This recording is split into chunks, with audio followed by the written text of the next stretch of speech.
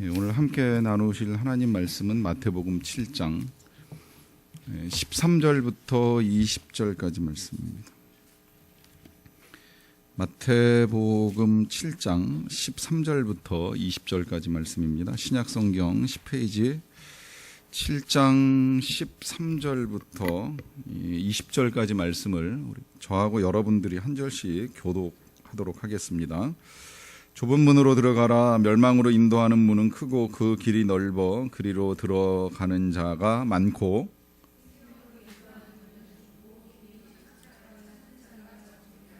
거짓 선지자들을 삼가라. 양의 옷을 입고 너희에게 나아오나 속에는 노략질하는 일이랑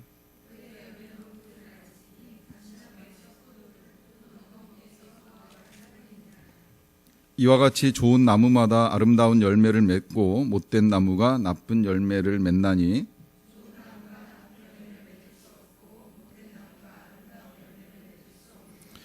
아름다운 열매를 맺지 아니하는 나무마다 찍혀 불에 던져지느니라. 아멘. 얼마 전에 저희 집에서 청소기를 바꾸는 일이 있었습니다. 여러 차례 묵상을 하고 하는 중에 기름신이 강림이 안 돼가지고 역사하지 않으셔서 고민하고 몇 차례 이제 알아보다가 최근에 하나를 샀어요. 그 사기 위해서 매장에 갔더니 그 매장에서 일하시는 여러분들이 여러 제품을 놓고 이렇게 설명을 해줘요. 이렇게 듣다 보니까 이것도 괜찮은 것 같고 이것도 괜찮은 것 같고 이것도 괜찮은 것 같고 되게 혼란스럽습니다. 그 각자 이렇게 추천하는 제품들이 또 이렇게 다 달라가지고 들어보면 그게 진짜 맞는 것 같아요. 근데 막상 살려고 하면 뭔가 좀 석연치 않은 부분이 있어가지고 이제 고민하다가 이제 뒤늦게 결정을 하고 이제 구매를 했어요. 선택을 하고 난 다음에 이제 우리 이건 소비 형태인데 선택을 하고 난 다음에 뭐 순간의 선택이 10년을 좌우한다 이제 광고도 있었지만 그 우리가 보여주는 태도 중에는 이제 내가 선택한 것이 옳다고 믿고 싶어하는 마음들 있는 거 혹시 아세요? 소비자 심리 가운데 내가 고민하다가 결정하고 선택한 거에 대해서는 내가 이 선택을 잘 한 것이라고 믿고 살아가려고 하는 경향이 있다는 거예요. 그 가장 대표적인 예가 그 결혼이라는 거 알고 계시죠? 또 그렇게 생각하고 사셔야 되는 게 틀린 건 아닌데 결혼하고 나서 내가 이 선택이 잘못된 거 아니야? 이거 진짜 어리석은 생각이에요. 잘했다고 생각을 하고 사시기는 하셔야 되는데 근데 이제 때때로 이 남편한테 맞고 살면서도 이걸 그냥 당연하게 생각하면 이건 또 아니라는 거예요. 이게 이제 잘못된 선택이고 잘못된 과정인데 이제 이것까지 우리가 잘못되지 않았다고 생각하는 건 이제 문제가 되는 건데, 근데 내 선택을 되돌릴 수 없다거나 아니면 내 선택이 옳다고 믿고자 하는 이제 이 신념 때문에 잘못되었음에도 불구하고 이제 이 돌이켜 가야 돼요. 그러니까 이 폭력 같은 경우에는 어떻게 해서든 막고 폭력을 쓰지 않도록 방법을 찾아가야 되는데 이제 간음했다면 이혼이 맞고 폭력을 쓴다면 막는 방법을 찾아 나가야 되는데 이제 그래야 됨에도 불구하고 이제 이것이 내가 선택했고 내 선택이 옳다고 이제 믿고자 했던 그 신념 때문에 길을 바꾸지 못하고 간다라고 하면 이건 계속 잘못 가고 있는 거예요. 그러니까 때로 우리의 제가 여러분들에게 말씀드리고 싶은 건 이거예요. 청소기 하나를 샀어요. 뭐 잘 샀든 잘못 샀든 뭐 5년 10년 쓰다 보면 이건 저는 개인적으로 청소기는 뭐 소모품성이 좀 있다 이렇게 생각을 하는데 제가 이 말도 잘못해가지고 우리 교회 청소기 과거에 이제 처음 교회 시작할 때 기증하신 분이 약간 상처 받으셨어요. 아 소모품이군요 이제 이러면서 반응을 보이실 때 아차 싶은데 뭐 어쨌든 청소기 오래 쓰다 보면 뭐 모터 고장 나고 뭐 파이프 찢어지고 하다 보니까 약간 소모품성이 있어서 때가 되면 바꿀 수 있다 이렇게 생각은 하는데 그런데 우리 인생의 선택은 그렇잖아요. 이 결혼이라고 하는 거 선택했는데 이게 아니라고 생각하면 큰일 나는 거잖아요. 그러니까 잘 선택해야 되는 것도 굉장히 중요하고요. 이보다도 더 중요한 건 뭐냐면 신앙생활입니다. 여러분 지금 이제 교회를 선택했고 예수님을 믿기로 결정했고 이 자리에 나와 있어요. 그래서 신앙생활을 하고 있어요. 이 길을 가고 있습니다. 우리 같이 가고 있어요. 지금 이 자리에 저와 여러분들이 다 이 길을 가고 있는데 마지막에 가서 문이 딱 열렸는데 천국문이 아니라 지옥문이 열린다. 얼마나 끔찍하겠어요. 뭔가 이거 잘못 선택한 거라고 하는 걸 뒤늦게 발견하게 되면 큰일 나는 일이잖아요. 진짜 영원히 걸린 문제인데 이게 진짜 뭐 청소기 하나 선택하는 문제같이 그렇게 단순한 문제가 아니거든요. 그러니까 진짜 잘 선택해서 잘 가야 돼요, 우리가. 이게 그냥 쉽게 생각하고 쉽게 갈 일이 아니라는 거예요. 오늘 주님이 이제 그 말씀을 저와 여러분들한테 하시는 겁니다. 오늘 본문은 알고 계시는 대로 이제 문에 관한 이야기부터 시작을 하는데 이제 결국은 선택의 이야기인데요. 이 선택 어떻게 할 거냐 했을 때에 넓은 문으로 갈 거냐 아니면 좁은 문으로 갈 거냐 이제 이 말씀을 하십니다. 참고로 우리가 지금 산상수훈을 이제 읽어왔는데 5장 한 3절부터 시작해가지고 7장 12절까지 읽었어요. 어떻게 보면 주님이 하시고자 하시는 말씀은 이 안에서 다 해주신 거고 이제 오늘부터 보게 되는 7장 13절부터 시작해가지고 이제 7장 27절까지 말씀은 이제 결론이라고 할 수 있는데 이 결론으로 딱 접어들면서 주님이 저와 여러분들에게 제시해주고 계시는 건 선택해라. 너희들이 지금까지 말씀을 다 들었다면, 이거 예수님의 말씀입니다. 지금까지 말씀을 다 들었다면 어느 쪽으로 갈 거를 선택하라 하는 이제 결단을 촉구하시는 거예요. 그냥 들은 것이 중요한 게 아니에요. 몇 주 동안 17주 동안 이런저런 말씀을 들었다가 중요한 것이 아니라 선택하고 그 선택 속에 어느 길로 갈 것인지를 결정하라 하는 겁니다. 그래서 그걸 가르쳐 주기 위해서 넓은 문으로 갈 거냐, 이제 좁은 문으로 갈 거냐라고 하는 이제 이런 비유를 가지고 저와 여러분들에게 가르쳐 주십니다. 우리나라는 이 문이라고 하는 게 이제 제일 많이 사용된 게 입시에 사용이 된 것 같아요. 그래서 이제 입시 좋은 대학 가기가 문이 좁다, 이제 좀 쉽다 그러면 넓다고 생각하고 이제 좁으면 힘들면 좁다고 생각을 합니다. 이게 이제 은연중에 경쟁을 바탕으로 이제 생각을 하는 성향이 있어요. 워낙 경쟁 사회에 살다 보니까 또 아이들을 어려서부터 이 경쟁 속에서 키우다 보니까 그 경쟁 가운데에 좋은 대학 들어가는 건 문이 좁다. 이런 식의 표현을 사용해 오다 보니까 이 표현도 자칫 잘못하면 경쟁을 뚫고 가야 되는 것처럼 이제 그런 오해의 소지가 있을 수 있는데 분명히 경쟁은 아닙니다. 경쟁 필요 없어요. 우리가 이 안에서 경쟁할 것도 없거니와 또 뿐만 아니라 이 바깥에 있는 사람들과 우리들과의 경쟁도 아니고 전혀 이건 경쟁 관계에서 말씀하고 계시는 건 아니라고 하는 것입니다. 이제 다만 일단 먼저 좁은 문과 넓은 문의 특징이 몇 가지가 있는데 말 그대로 넓은 문이니까 이거는 넓다는 거고요. 그 다음에 좁은 문이니까 이제 좁다는 특징을 가지고 있어요. 그러면 넓으면 어떤 특징이 생기는 거예요? 들어가기가 쉽다는 거고 좁다는 건 뭐예요? 들어가기가 어렵다는 거예요. 근데 우리는 사실은 이걸 실제적으로 느끼기가 조금 어려워요. 그냥 이해하기가 좀 어려워요. 왜냐하면 우리가 지금 사용하는 모든 분들은 그렇게 출입하기가 불편한 분들이 별로 없어요. 물론 가끔 보니까 본당에 넓은 문으로 들어오기를 힘쓰지 않고 꼭 이 문 닫힌 다음에 이 옆에 좁은 문으로 들어오기를 힘쓰는 믿음 좋은 분들이 계시기는 하셔서 걱정이기는 한데 그 원리하고 크게 다르지 않아요. 근데 실제로 고대 사회에서의 넓은 문은 마차를 타고 들어갈 수도 있고 혹은 가마를 타고 들어갈 수도 있고 말을 타고 들어가는데 머리가 부딪히는 일이 있을 수도 없고 여러 명이 함께 줄지어 가는데 아무런 불편함이 없어요. 그런데 이 문은 항상 밤이 되면 잠깁니다. 이제 닫혀요. 문이 열리지 않아요. 왜냐하면 이제 성 전체를 보호해야 되기 때문에 안보 차원에서 해가 딱 떨어짐과 동시에 문지기들이 퇴근하기 전에 큰 성문을 닫아버리게 됩니다. 이제 그러면 성문 한쪽에 이제 사람들만 드나들 수 있을 만큼의 좁은 문 하나만 열어놔요.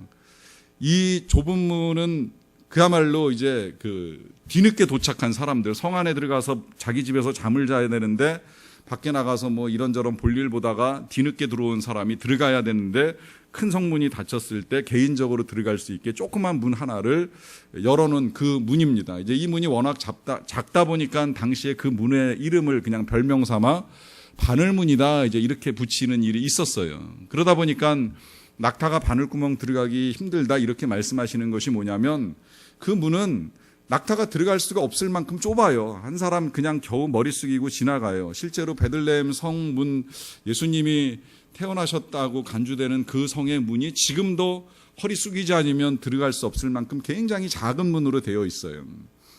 그러니까 들어가는 것 자체가 힘들다는 거고, 그러다 보니까 예수님이 부자가 하나님의 나라에 들어가기가 이 낙타가 바늘구멍 통과하는 것보다 어렵다고 말씀하시는 게 그 바늘문이라고 명명된 그 문을 지나가는 것만큼이나 쉽지는 않다는 거예요.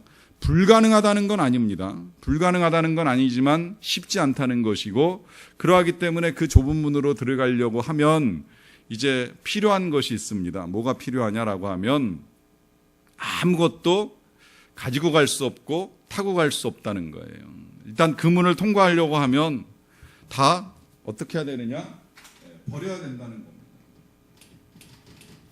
버림이 필요합니다. 내려놓아야 된다는 거예요.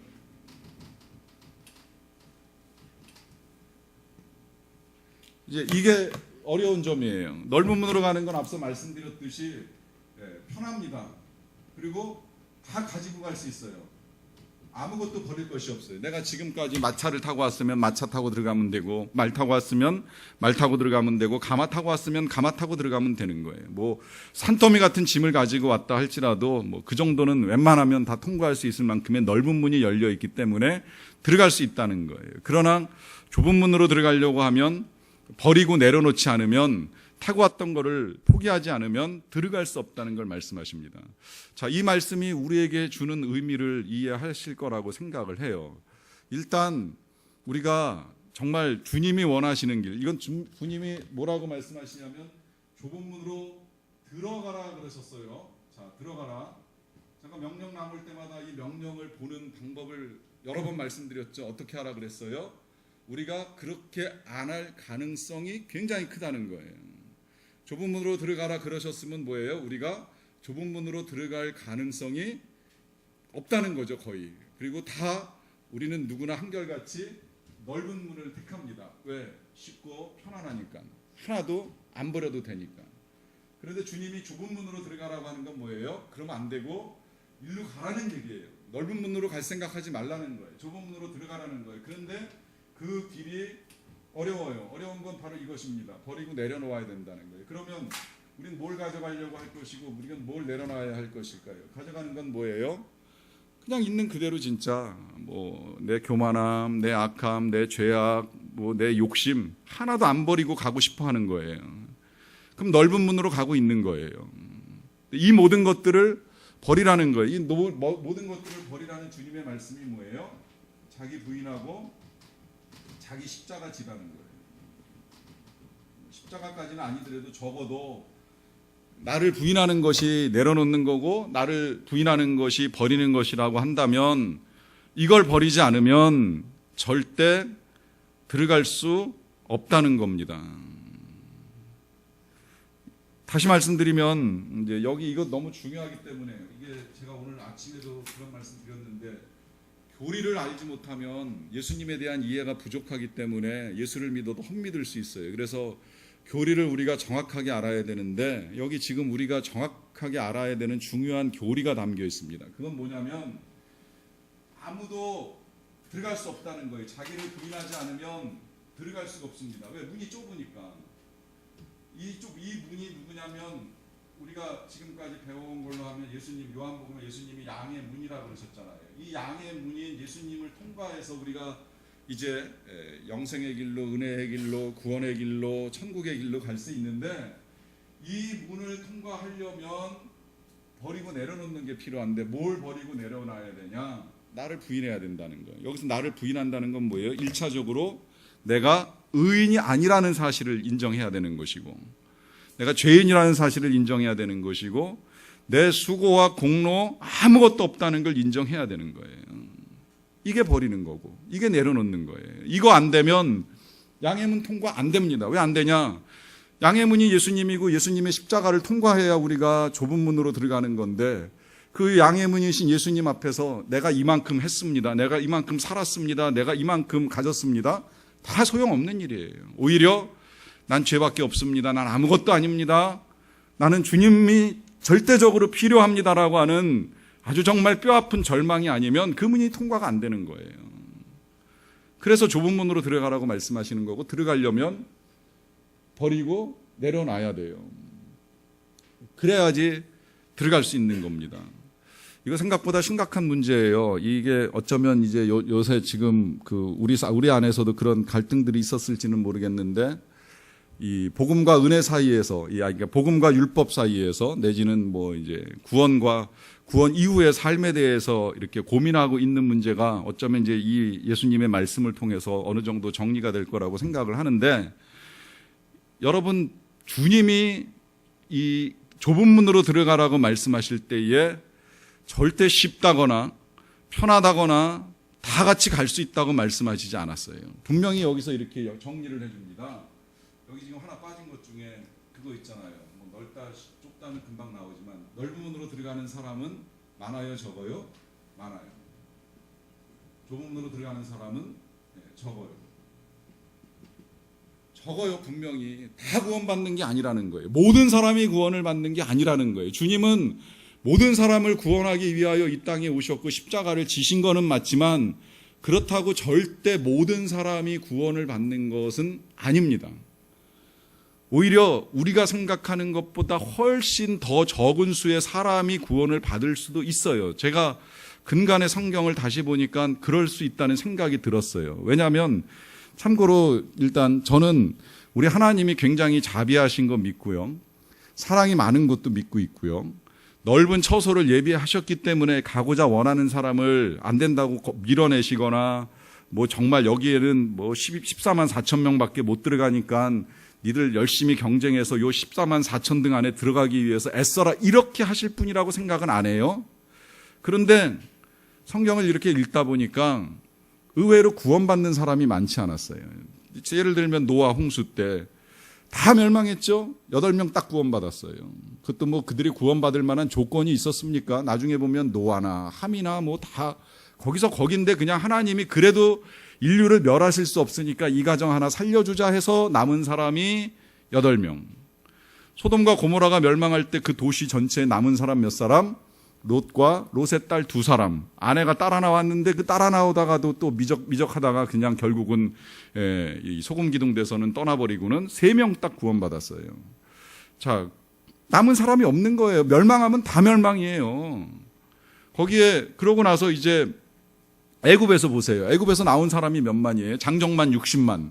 그 가운데 진짜 그 홍해라는 문을 통과하고 난 다음에, 그 다음에 가나안 땅에 들어간 사람 몇 사람? 2사람. 누구? 여호수아와 갈렙. 다 광야에서 끝났어요. 가나안 못 들어가요. 생각보다 적다는 거예요. 자, 이스라엘 백성들이 멸망할 때, 이제 오늘 이 문제가 뒤에 나옵니다만, 선지자 문제가 나옵니다만, 이스라엘 백성들이 멸망할 때 선지자들이 계속 그러면 안 됩니다. 그러면 멸망합니다. 그러면 우리가 다 죽습니다. 이사야가 말하고 예레미야가 말하고 뭐 다 선지자들이 말하는데, 결국 어떻게 돼요? 이스라엘이 구원 받아요, 못 받아요? 못 받아요. 아수르에 의해서 한번 휘청, 바벨론에 의해서 완전히 멸망, 남은 사람 3분의 1 남았는데 그나마도 다 바벨론으로 끌려갔어요. 3분의 1은 전쟁에 죽고, 3분의 1은 기근과 지진에 의해서 죽고, 3분의 1은 포로로 끌려. 남은 사람 없는 거예요. 그 남은 사람 중에 몇 사람 포로 생활하면서 다니엘 같이 믿음 지키고 느헤미야 같이 다시 하나님 붙들고 살아가는 사람들만 남아있는 것이지, 몇 명 안 남아요. 생각보다. 이거 무슨 이야기예요? 좁다는 거예요. 구원받을 사람이 없다는 거예요. 다만 이제 감사하게도 우리가 예수님이 우리를 위해서 문이 되어주시고, 나는 양의 문이니 나로 인하여 꼴을 얻고 들어가며 나오며 꼴을 얻으리라고 말씀해 주셨기 때문에 우리가 들어갈 수도 있고 나갈 수도 있고 이제 이런 은혜를 누리는 것이지, 생각보다 구원받을 사람이 없다는 이것을 생각해 보면 우리가 부인 안 할 수가 없는 거예요. 나도 멸망의 자식이구나. 나도 멸망할 수밖에 없는 존재구나. 나도 멸망의 대상이구나. 여기서부터 시작이 되는 거예요. 그러면 진짜 공로, 수고, 기도 뭐 아무것도 가지고 갈 게 없는 거죠. 그러니까 주님, 전 정말 아무것도 없습니다. 이 모습 그대로 받아주시면 겸손하게 머리 숙이고 좁은 문 통과해서 들어가겠습니다. 그럴 때 진짜 십자가가 보이고 구원의 문이 열리는 거예요. 그러면서 이제 좁은 문으로 들어가는데, 들어갔다고 또 끝나는 게 아닙니다. 미안하지만 들어가기도 쉽지 않지만 들어갔다고 끝나는 게 아니라 우리가 여기서 또 이제 하나 선택해야 될 게 뭐냐면, 자, 넓은 문으로 들어갔어요. 그러면 넓은 문으로 들어가면 그 다음에 뭐가 연결이 될 것 같아요? 당연히 넓은 길이 연결되죠. 좁은 문으로 들어가면 당연히 좁은 길이 연결됩니다. 이걸 예수님이 오늘 성경에서 이제 길이 좁고 협착하다 이렇게 말씀하셨어요. 결국 이 말은 뭐예요? 일단 문을 통과했다고 끝나는 것이 아니라 길을 걸어가야 된다는 거예요. 그런데 그 길은 역시 좁은 길이에요. 이게 이제 중요한 거예요. 왜 중요하다고 말씀드리냐면, 한 번으로 끝나는 것이 아니라는 거예요. 한 번 문을 통과했다고 끝나는 것이 아니라 이 길을 계속 걸어가야 됩니다. 그래서 나중에 이 똑같은 본문 꼭 좀 읽어보시기를 부탁을 드리는데, 누가복음 13장에 예수님께서 비슷한 말씀하셨어요. 아마 그 정리하는 방법이 달라가지고 이제 누가하고 마태하고 조금 다르게 정리를 한 것 같기는 한데, 그런데 누가복음 13장에 똑같이 말씀을 하셨는데, 이 말씀 속에서는 뭐라고 말씀하셨냐면, 좁은 문으로 들어가기를 힘쓰라 그래요. 힘쓰라. 이 힘쓰라는 말씀은 뭐예요? 여기는 이제 여러 가지가 포함되는 거죠. 수고도 필요하고 인내도 필요하다는 겁니다. 무슨 이야기냐면, 계속 걸어가야 된다는 거예요. 계속. 다시 말씀드리면, 좁은 문을 통과하고 좁은 길을 걸어가기는 하지만 가다 보면 알게 모르게요, 우리 길이 또다시 넓어지는 경우들이 종종 있습니다. 알게 모르게 다 버리고 다 내려놓고 왔다고 생각을 하는데, 어느 순간 옛사람이 내 안에서 다시 살아나면서 또다시 들고 있고 쥐고 있고, 아니면 더 가지고 싶어하는 마음들이 생겨나는 일들이 끊임없이 일어납니다. 이건 저 자신의 경험이기도 해요. 저는 그야말로 좁은 길 선택해서 목회자가 됐어요. 다 버리고 고생할 각오하고 정말 선택한 길이에요. 어쩌면 그게 싫어가지고서 주저하고 망설이면서 여러 달 동안 공부 안 하고서 그냥 고민하다가 이제 뒤늦게 시험 준비해가지고서 입학을 했는지도 몰라요. 그렇게 시작하고 좁은 문 통과해서, 그야말로 이제 그때만 해도 경쟁 치열했는데, 치열한 경쟁 뚫고서 신학교 들어가고 이 길을 들어왔는데, 들어와서 걷다 보면 어느새 제 길이 넓어져 있어요. 많은 걸 가지고 있고 또 가지고 싶어하고 버리지 못하고 내가 이만큼 했는데라고 하는 이런 생각만 자꾸 들고 하면서 넓은 길을 걸어가고 있어요. 그럴 수 있다는 거예요. 그러니까 뭐라고 말씀하시는 거냐면, 힘쓰라. 계속 걸어갈 수 있게 해야 된다. 그럼 어떻게 해야 될까요? 여러분, 가다 보니까 이 길이 좁은 길인 줄 알았는데 굉장히 넓은 길이네. 이건 뭔가 잘못 걸어가고 있는 것 같아. 그러면 어떻게 해야 될까요?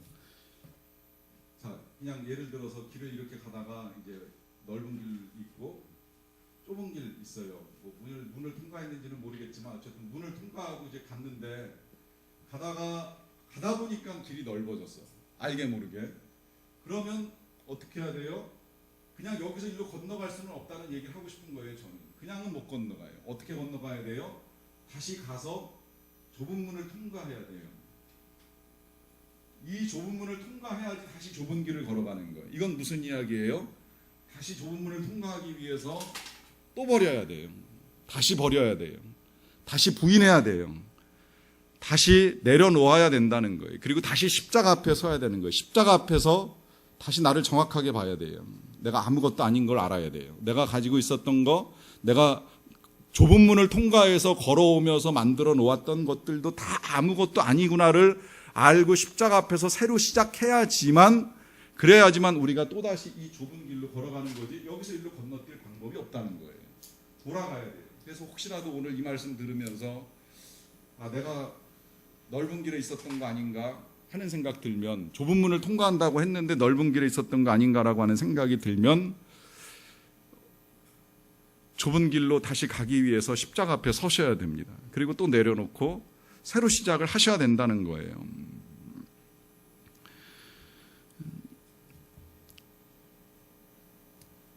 본문을 보면서 조금 더 이야기를 하겠습니다. 마태복음 7장 10절이에요. 7장 13절입니다. 좁은 문으로 들어가라 명령하셨어요. 명령하신 이유는 봤고요.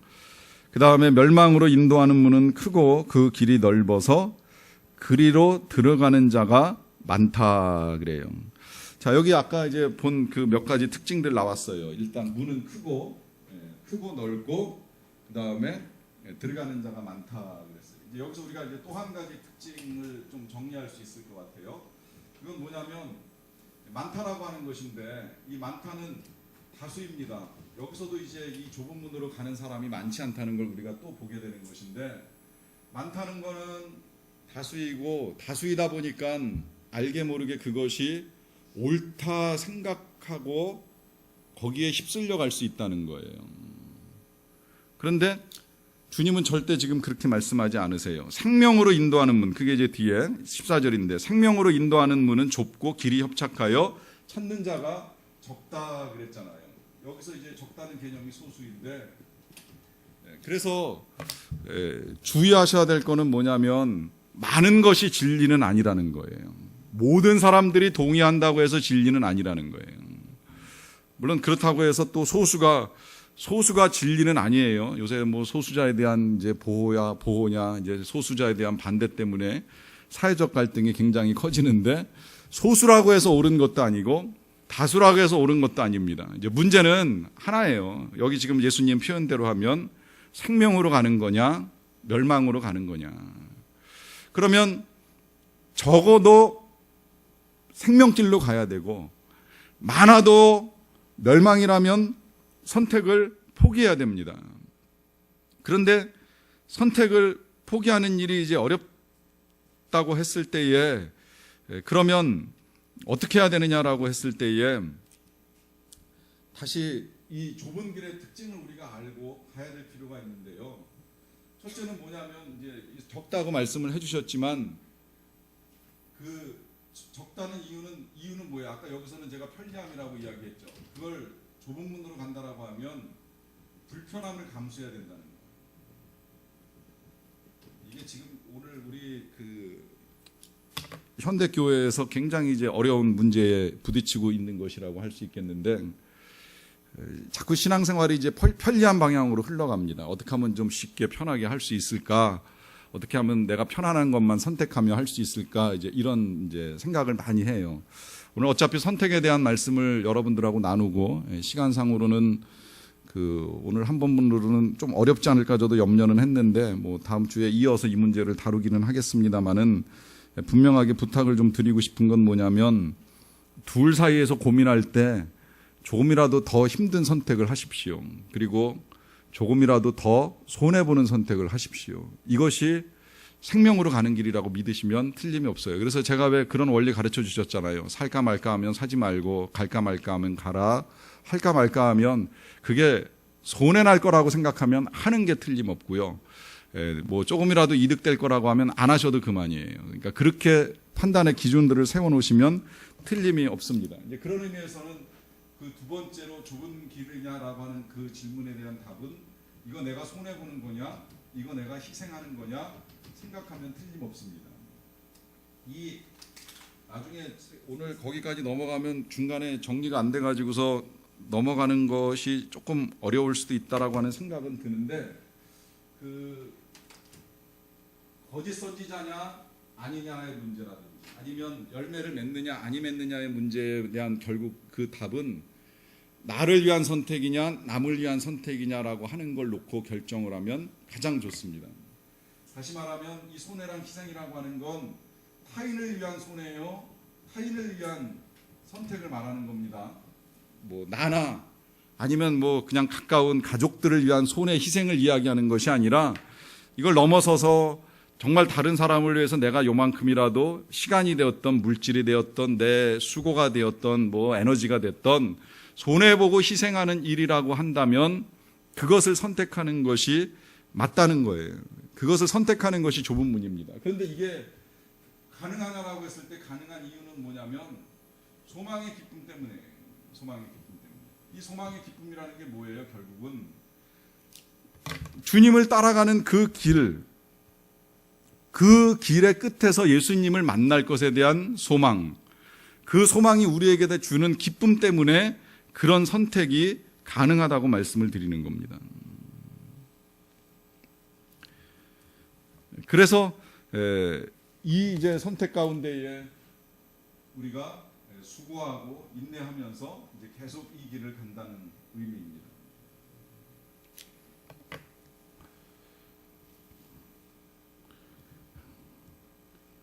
일단 여기서 1차적으로 이런 정리를 좀 할 수는 있을 것 같아요. 우리가 우리의 행위로 좁은 문을 들어갈 수 있는 방법은 하나도 없다고 분명하게 말씀을 드렸습니다. 구원은 우리에게 있어서 아무것도 필요로 하는 게 없어요. 그러니까 우리가 뭘 해가지고서 구원을 받고 뭘 해가지고 천국을 들어가는 건 아무것도 없다라고 하는 건 틀림이 없어요. 이제 오히려 그걸 버리고 그걸 내려놓을 때에 좁은 문을 통과할 수 있고 그 문을 통과할 때 이제 우리가 하나님 나라에 갈 수가 있는 건 틀림이 없어요. 그런데 이제 문제는 뭐냐면 아까 말씀드렸다시피 문을 통과했다고 해서 끝나는 것이 아니라 그 문을 통과하고 나면 좁은 길을 계속 걸어가야 됩니다. 그래서 이 좁은 길을 걸어가는 거에 대해서 예수님이 뭐라고 말씀하신 거냐면 누구든지 나를 따라오려거든 자기를 부인하고 자기 십자가를 지고 나를 따를 것이니라 그래요. 그러니까 문을 통과했다고만 해서 끝나는 것이 아니라 주님을 따라가야 돼요.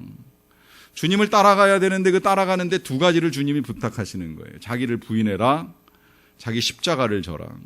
부인한다라고 하는 건 앞서 말씀드린 대로 내가 가지고 있었던 옛사람의 모든 것들을 다 내려놓는 것이고 십자가를 진다는 건 손해와 희생을 감수하고 가겠다라고 하는 결정입니다.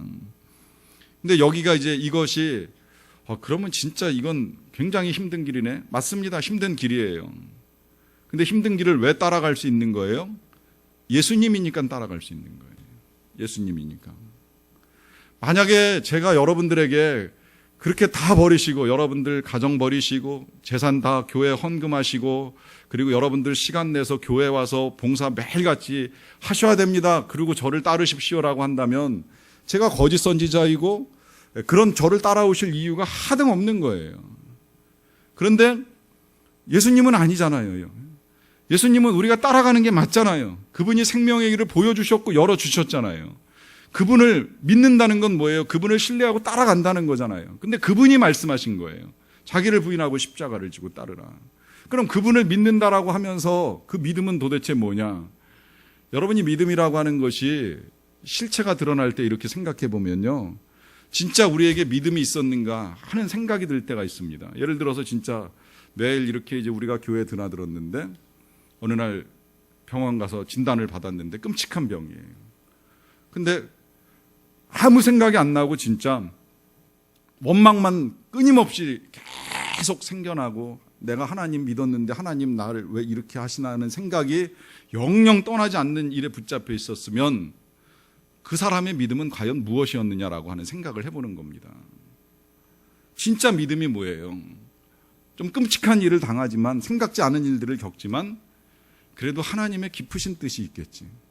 그래도 주님이 날 사랑하시는데 그리고 이 일 끝에는 주님이 예비하고 계신 선한 일들을 내가 아는데 이게 진짜 믿음이잖아요. 그래서 따라가는 거잖아요. 그 따라가는 과정 중에 주님이 부인하라고 주님이 십자가지라고 말씀하시면 그게 진리이고 그게 생명의 길이라는 믿음을 가지고 그대로 가는 것입니다. 그렇게 갈 때에 주님이 생명으로 인도해 주시겠다라고 약속하는 거예요. 믿음은 우리가 예수님을 마음으로 믿고 입으로 시인하는 것도 물론 중요합니다만 그 다음에 행함, 여기서 이 행함은 어떤 수고와 노력을 의미하는 거 아닌 줄 알고 계시죠? 그 예수님을 믿고 따르는 것에 대한 확실한 우리의 행동, 실천이 분명하게 보여져야 된다는 거예요. 그것이 좁은 문을 들어가는 것이고 좁은 길을 걸어가는 것이라는 의미예요. 때로는 그 일 때문에 정말 많은 사람들이 저 미친 거 아니야? 저 제정신이 아닌 것 같아? 하는 소리를 듣는 일이 있을지라도 나만이 아는 기쁨, 나와 예수님만이 누리는 그 기쁨 때문에 감격해서 예수님을 따라갈 수 있다면 이것이 진짜 믿음이고 이것이 좁은 길을 걸어가는 하나님의 사람이라고 하는 것입니다.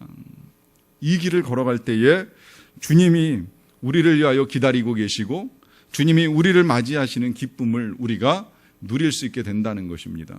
이 귀한 선택 앞에서 좁은 길, 좁은 문 선택하셔서 생명으로 나아가는 저와 여러분들이 되시기를 간절히 축원합니다.